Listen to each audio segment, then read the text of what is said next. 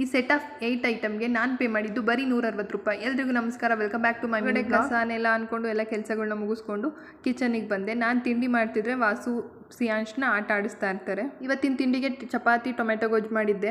ನಾವಿಬ್ಬರೇ ಇರೋದ್ರಿಂದ ಹಿಂಗೆ ನಾನು ಕೆಲಸ ಮಾಡ್ಬೇಕಾದ್ರೆ ಅವ್ರು ಪಾಪು ಆಟ ಆಡಿಸೋದು, ಅವ್ರು ಏನಾದರೂ ಕೆಲಸ ಮಾಡ್ತಿದ್ರೆ ನಾನು ಪಾಪು ಆಟ ಆಡಿಸೋದು, ಈ ಥರ ಮ್ಯಾನೇಜ್ ಮಾಡ್ಕೋತೀವಿ. ಆಯಿಲ್ ಡಿಸ್ಪೆನ್ಸರ್ ಬೇಕಿತ್ತು, ಹಾಗಾಗಿ ಮೀಶೋಯಿಂದ ಆರ್ಡರ್ ಮಾಡ್ಕೊಂಡಿದ್ದೆ. ನಾನು ಈ 8 ಐಟಮ್ಸ್ಗೆ ನಾನು ಪೇ ಮಾಡಿದ್ದು ಬರೀ 160 ರೂಪಾಯಿ. ಎಲ್ಲನೂ ಕ್ವಾಲಿಟಿ ತುಂಬ ಚೆನ್ನಾಗಿದೆ. ನಿಮ್ಗೆ ಯಾರಿಗಾದ್ರೂ ಈ ಪ್ರಾಡಕ್ಟು ಲಿಂಕ್ ಬೇಕಿದ್ರೆ ಕಮೆಂಟ್ ಸೆಕ್ಷನಲ್ಲಿ ಲಿಂಕ್ ಅಂತ ಕೇಳಿ ನಾನು ಕಳಿಸ್ಕೊಡ್ತೀನಿ. ವಾರ ಇತ್ತು, ಶುಕ್ರವಾರ ಬೆಳಗ್ಗೆ ಏನು ಪೂಜೆ ಮಾಡಲಿಲ್ಲ. ಸೊ ಕಿಚನೆಲ್ಲ ಸ್ವಲ್ಪ ಕ್ಲೀನ್ ಮಾಡಬೇಕಿತ್ತು ಅಂದ್ಬಿಟ್ಟು ಎಲ್ಲ ಕ್ಲೀನ್ ಮಾಡಿ ಸಂಜೆನೇ ಮಾಡೋಣ ವಾರ ಅಂದ್ಬಿಟ್ಟು ಬೆಳಗ್ಗೆ ಎಲ್ಲ ಕಿಚನೆಲ್ಲ ನೀಟಾಗಿ ಕ್ಲೀನ್ ಮಾಡಿಕೊಂಡೆ. ಜೊತೆಗೆ ಬಟ್ಟೆ ಎಲ್ಲ ತೊಳೆದಾಕಿದ್ದೆ.